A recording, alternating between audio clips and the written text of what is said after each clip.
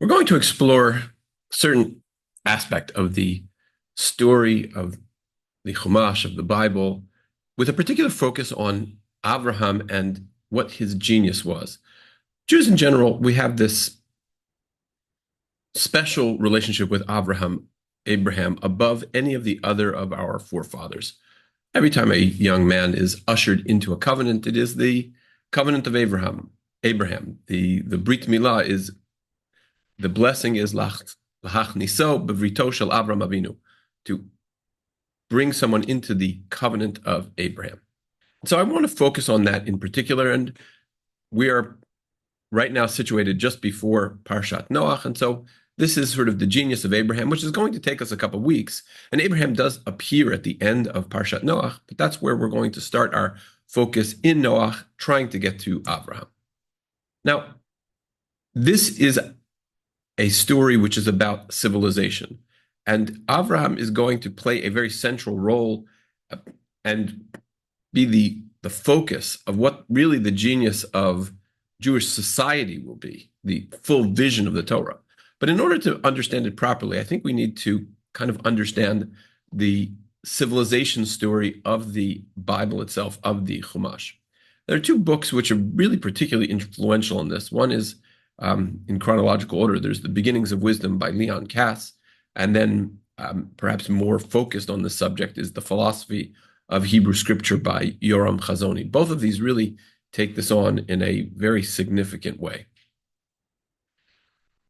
And the central theory that is often put forward is that the story of the Bible is that farmers kill shepherds, that there is a preference for shepherds, and farmers are really part of the, if you will, the great evildoers of the Bible. And we will see that in excruciating detail. But just to give you some of the highlight features of that, the Bible does start, the Chumash starts, chapter 4, Cain murders Abel. Cain is the one who works the ground, and Abel is the shepherd. And so we have the paradigmatic farmer murdering the shepherd. Moses is going to flee the agriculture of Egypt to become a shepherd. Going back to Cain, he builds the first city. And Abraham is the permanent shepherd. And this is going to be in contradistinction to the agricultural power centers of his day, both in Egypt and in Mesopotamia, Babylon. And maybe one of the most interesting features is that this idea of the reboot of the shepherd, when the Jewish people leave this great agricultural megalopolis of Egypt, in which they built store cities in Pithom and Ramses, then they will spend 40 years in the desert. And the wandering in the desert is not called wandering. It says, you roim, you will be shepherds. That is the job of the Jews in the desert. They sort of get rebooted in this culture of the shepherd. Now, what exactly is that? Well, first, let's just talk for a moment about Avram's journey, and we need to explore a little bit what the problem of shepherds, rather farmers, really is. So Avram leaves this area over here, which is, right down here is Ur. That's where Abraham lives. And this is, as you can see, this is the Tigris-Euphrates River Valley is right here. And basically what they're going to do is they have these two rivers. But the rivers, maybe the things right next to the rivers are irrigated a little bit, or you can draw water easily. But what it's really going to take is going to take a vast organization of manpower to create canals and to control the river and to expand the amount of fertile land that can be used. And this is where the empires come in both this Tigris-Euphrates River Valley and over here in the Egyptian context, in the Nile River Valley. That's what you're going to see. And there is, in fact, a book that really focuses on this. It's called Oriental Despotism. And even though he used Oriental Despotism as his title, he's going to come up with a totally new description of this. And this is the world of the Nile and the Tigris-Euphrates River. And what he calls it is hydraulic culture. And you can see from this picture, which is obviously a modern picture, but you can see the farms that sort of stretch out around. This is the Nile River Valley. You can see the farms that stretch out, but then it's desert around that, right? So in order to expand this agricultural machine, you need to build all sorts of canals. And the Carl Wittfogel is going to describe certain features from India to Egypt, and even in Central America, that we're going to see this idea of a certain kind of power structure that is going to be built up around rivers. And that power structure is ultimately that you're going to have people who are despotic, who impose a corvée system, which means that they're going to tax people by forcing them to work essentially on the king's projects, on this hydraulic project. And it creates a scenario where someone is going to be a god or near a god at the center of that piece. And interestingly, you're going to see that in those areas, the shepherds are going to be the people who are an anathema because, well, let's face it, sheep eat grass and wheat is a grass. And so they exist as natural enemies. But as we will soon see, sort of the world of the farm quickly becomes the world of the city, the world of power, the world of despotism. And so moving forward in our discussion, we see the following verses, which I think cast a whole new light into the story of the Garden of Eden. Because the Garden of Eden is rarely thought of as a story of hydraulic culture. But in fact, it starts there. Before we even get to lonely man, we have V'nar yotze mi'edin la'ashkot et hagan, u'misham yipared v'ayala arba rashim. A river issues forth from Eden to water the garden and divides and becomes 4 branches. Now, in this whole discussion, we're going to see that there are only 2 rivers which we can really identify. That is the Tigris River and the Euphrates River. The others, one of them might be the Nile, because the land of Cush is Ethiopia. There is the Blue Nile in Ethiopia. So it's very possible that that's another river. But we see the sort of this structure where God is watering the garden and man can live free. The moment that man is responsible for the watering of the garden, then that's when we're going to see we might run into some trouble. A river issues forth from Eden to water the garden, and it then becomes 4 branches. Just a visual to reinforce that idea that the beginning, God, in the Edenic place, God is the one watering the garden, but thereafter we may get into trouble. So what are these? Let's look, by the way, at the first civilizations, these first hydraulic cultures. So just a little bit we need to do a little catch up. So maybe we'll go back to the Garden of Eden here for a moment. So everything's great here. Man gets his wooden garden, his garden watered. He eats avocados, he eats grapes, he eats whatever it is. He just can't eat from that one tree, the tree of knowledge. Well, what can you do? He does eat from the tree of knowledge, and we get into a bit of trouble there.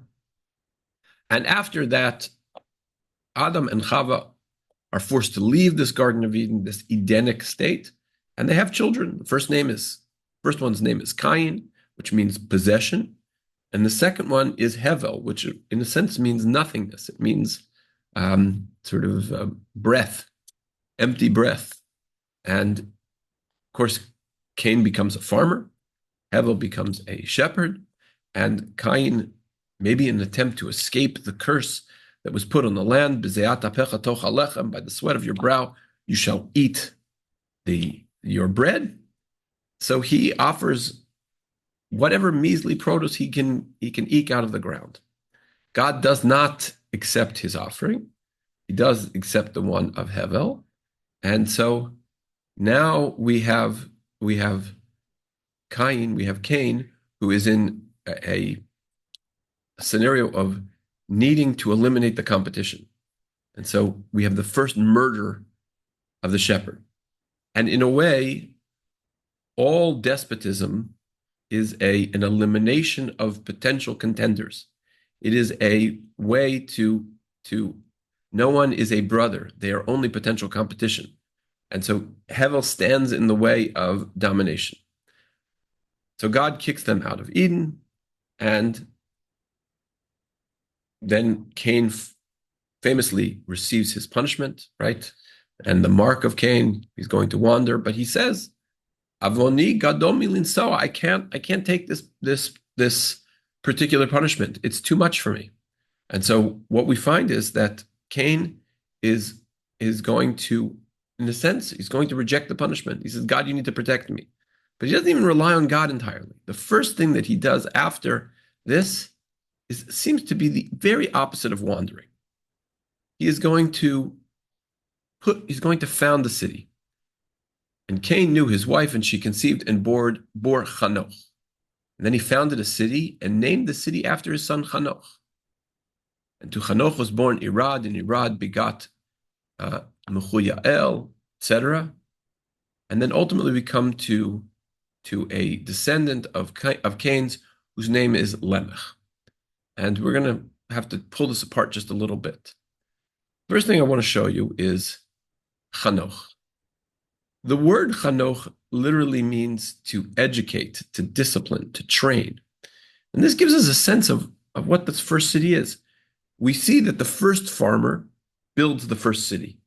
And cities are repositories of strength and of knowledge. They are places where you can transmit a certain set of ideas, be they ideas about who should be the ruling class, be they ideas about how you cultivate the land, be they ideas about how you can develop in science. And as we will see at the end of this particular exercise, we're going to come to a whole new set of technologies. So why is the first city named for a word meaning education, training, discipline? Well, we've answered that to a certain extent. We've answered that because the cities are these repositories of knowledge. But now we come again to the end of this verse.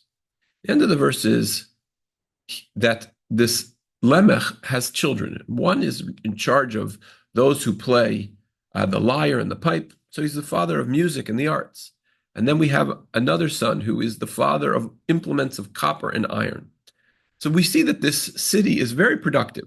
Now, maybe it collapses human history. Maybe it is still speaking like in the terms of the Garden of Eden in very broad metaphoric terms.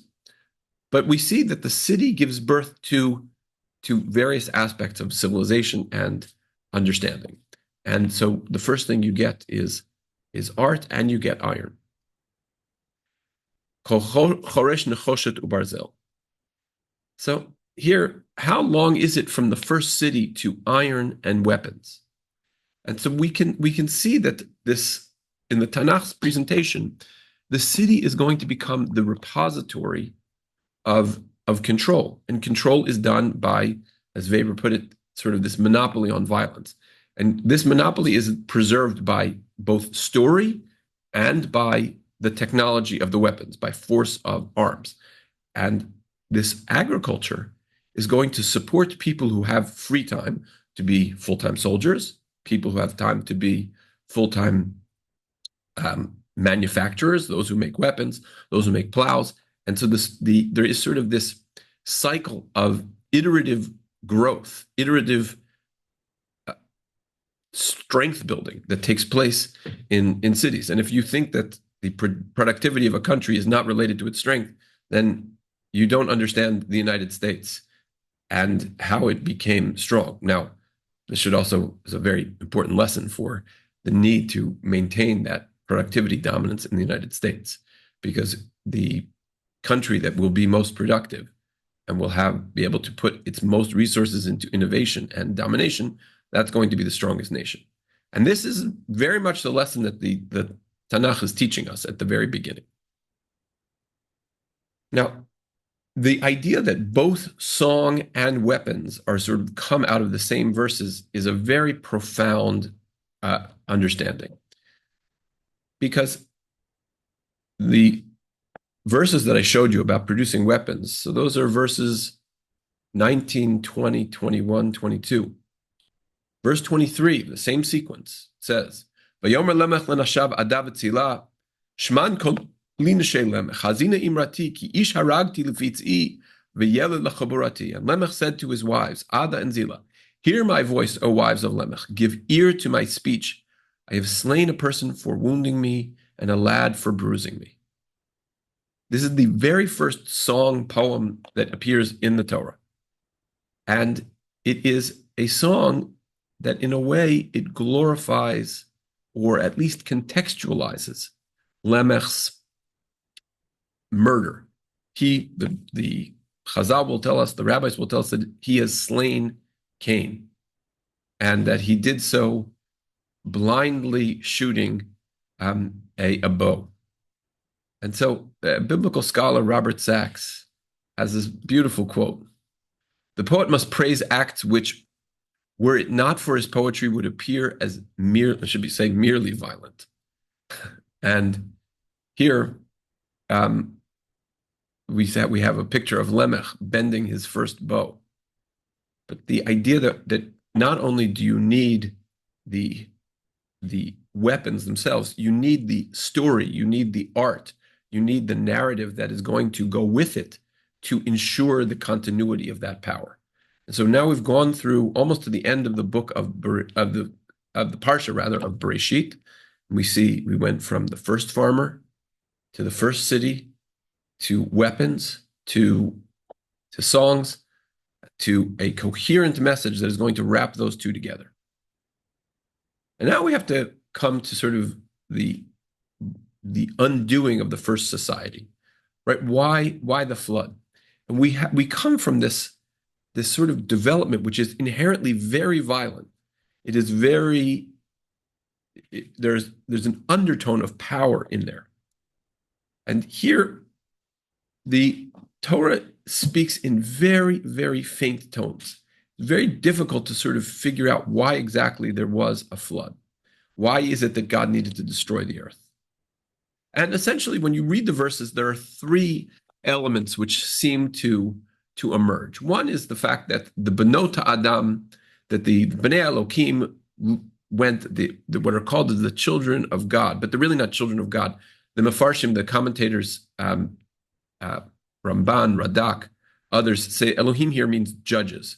So you had the people of power saw that the children of man, Benot Adam Tovatena, that they were very beautiful. And the Midrash goes deeply on this and sort of sees that there was the prima note, the idea that you could take a bride from her, the nobility, the judges, the ruling powers could take a bride from the chuppah, so to speak, from the altar, and enjoy some kind of sexual privilege. That was the sin of the generation of the flood. There is just parenthetically, there is a version of this. Ibn Ezra discusses it, where you have two different genealogical lines. You have the line of Cain and the line of the third children of Adam and Eve, whose name was Seth, Shet, and a domination between one and the other, and this sort of bitter struggle to dominate, which may play into this. The second aspect that is spoken of is the verses say, "Vatimaleh aretz chamas," that the land was filled with theft, that there was a certain lawlessness, or maybe it was the imposition of power without any respect to the law. And the last piece, which seems to be mixed up in there, is this idea of being anshe shem, that together with and Leon Kass in his book discusses this at great length, together with the first mortalities within, let's say, 100 years of Adam and Methuselah, Metushelach all dying, we have this fascination with living forever, with preserving your name. And these three create a dangerous mix. It's sex, power, immortality, and they create this exceedingly violent world, which simply cannot be sustained. Now, I'm assuming we all kind of know the story of the flood. So, we went to the story of the flood. The flood goes, Noah survives the flood. After the flood, Noah is given the opportunity to maybe do whatever he wants. Interestingly, there is specifically permission given to to eat sheep at this point, or to eat animals. But Noah's first activity is actually planting a garden. And there is an idea that is put out there, specifically by, I think it's Hillel Frumkin, who makes the point that the return to the Garden of Eden, Noah's planting a vineyard was an attempt to return to the Garden of Eden. He wants to go back to this sort of idyllic time. And this is picked up by the Midrash, which understands that the verb here, right? If you go to the Garden of Eden, it says, Vayita Hashem Elokim Gan Be'eden. God planted a garden in Eden, and it uses the exact same word, Vayita Kerem, and Noah planted the garden. So here, Noah plants this garden, and he puts it in the ground, and he wants to go back to this innocent state. And he does. He drinks. He gets naked, as if he is as innocent as Adam and Eve at the beginning. But alas, that's not really the case. He doesn't really manage to get to that innocence. And he plants a vineyard, and the world in a way becomes undone because his grandson comes in, and the rabbis debate, did he just see him naked? Did he just speak about him in this state of embarrassment? Did he castrate him?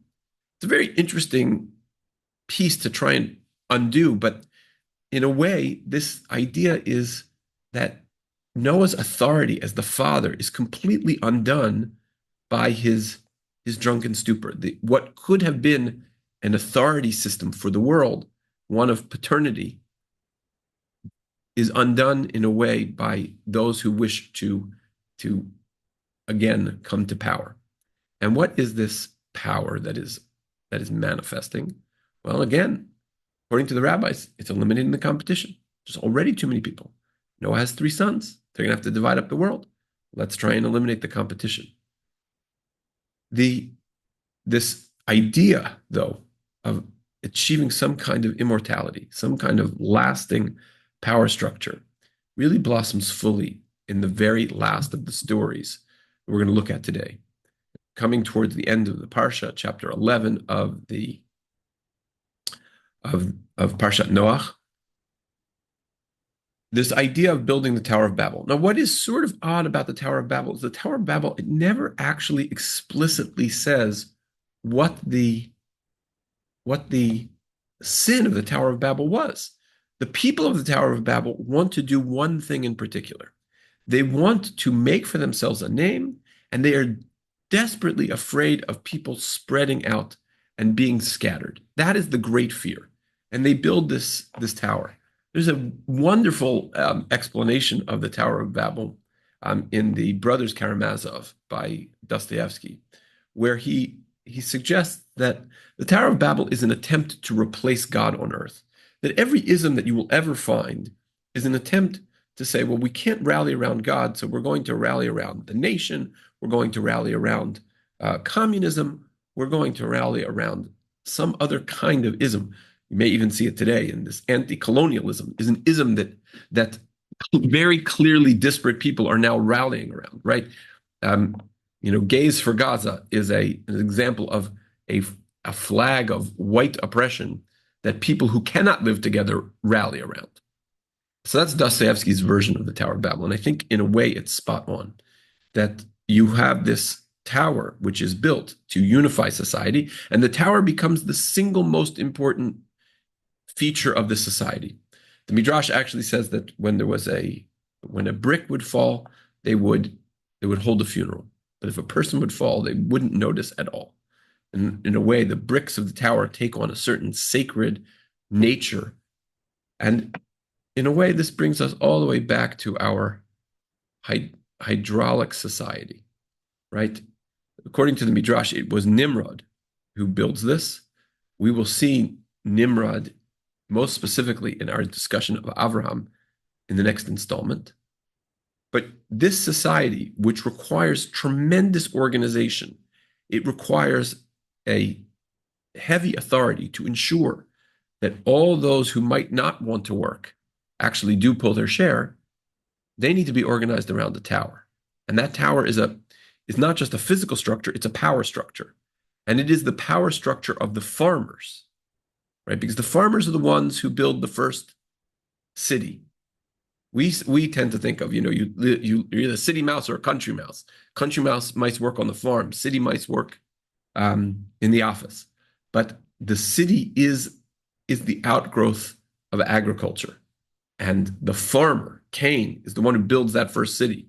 And here we have this power structure which becomes necessary. And so our final installment of the Tower of Babel is a testimony to the power that is going to, the despotic power that is going to crop up.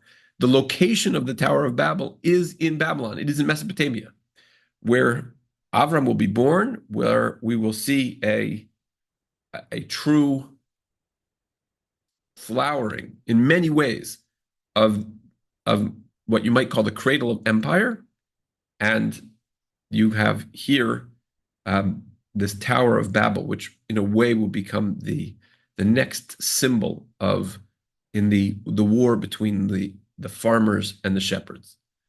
Just for reference sake, this is Bruegel the Elder's version of the Tower of Babel, Migdal Bavel. In any event, we have a lot to talk about in terms of Avraham and the story of civilization.